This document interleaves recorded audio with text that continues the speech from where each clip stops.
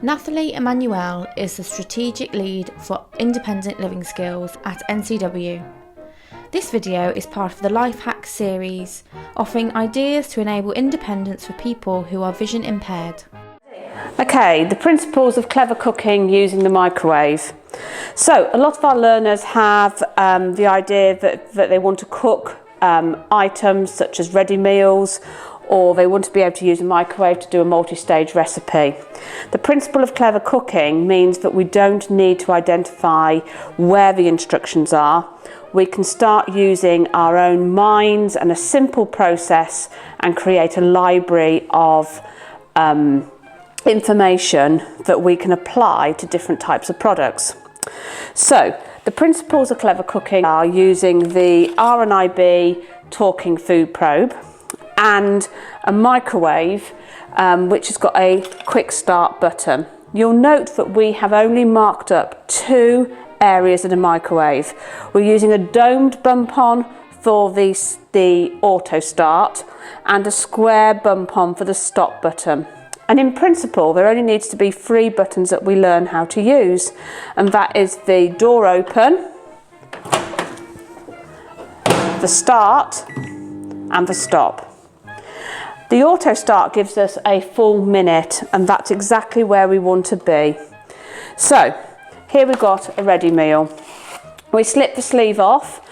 This is a Co-op ready meal, so it can tell us that it's macaroni cheese because it's got braille on the back, but the actual print and the cooking instructions could be anywhere on this sleeve, and using Seeing AI may take a long time to actually work out how long it takes to cook in the microwave. So it's got a film on top. The product is in a microwavable container. I'm going to use a food probe, which I slip off the cover, use the food probe to spear the packaging, and then I'm going to put it into another piece of packaging. This is from a ready meal before, and simply, it's microwavable. I'm just going to place it into that. The main reason that I'm doing that is simply so that I can lift it really easily when it is hot and when it is cold. And that is because the heat from the microwave will warm this packaging and make it incredibly flexible.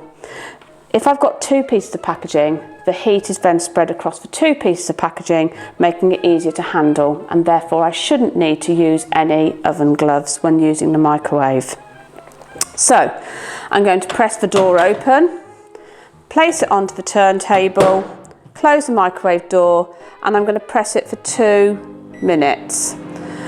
As it cooks through, okay, I'm then going to just wait, and perhaps I could be busying myself with making a side salad or getting some frozen veg out the freezer, ready to serve this with, or getting a plate and the utensils that I need.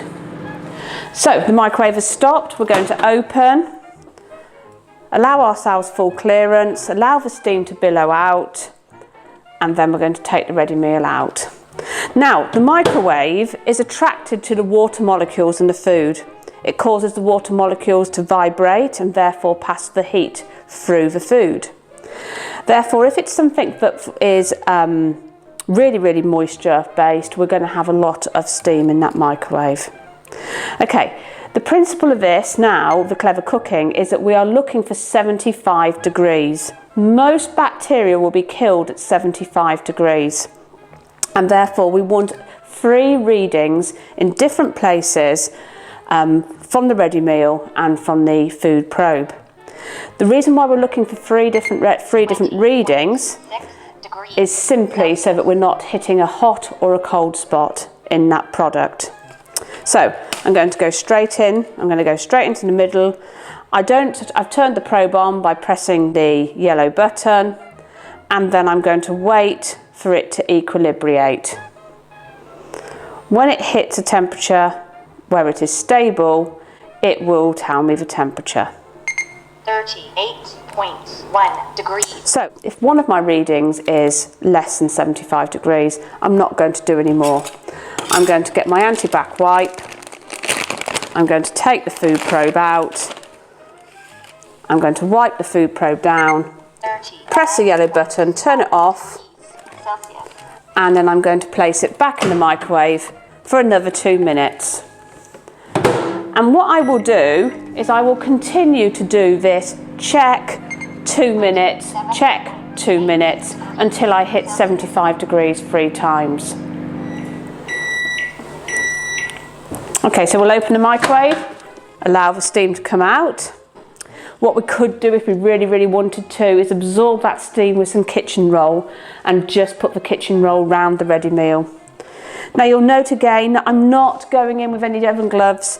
It's not because I've got Teflon fingers. It simply is because that packaging is not hot. It's very easy to lift out. So turning on the food probe again. I'm going to go back into the food product. I'm going to give it a little stir with the food probe, and I'm going to get a reading. 93.1 degrees. So that's hit 93 degrees. Okay, I like my food piping hot, so that suits me down to the ground. Some people prefer it to be a little bit cooler, but that's up to them. Okay, and we're going to do another reading. So I've moved the probe around, and I've moved it up, and I've definitely hit a hot spot before of the 93 because I can see 82 degrees Celsius. I can see that the probe was going down. Okay, but if I'm visually impaired, I wouldn't see that, and I would be requiring the probe to actually tell me what the temperature is. Now, this is a macaroni cheese. 93.2 degrees Celsius. This is a macaroni cheese, and therefore I can stir it, and therefore I can eliminate those hot spots by moving the product around. If I have something like a cottage pie, which has the potato topping on top, I would find that quite difficult to do. And what you will normally find is something that's got this insulated potato layer on top will need more time than something such as a sauce with meat or a sauce and rice.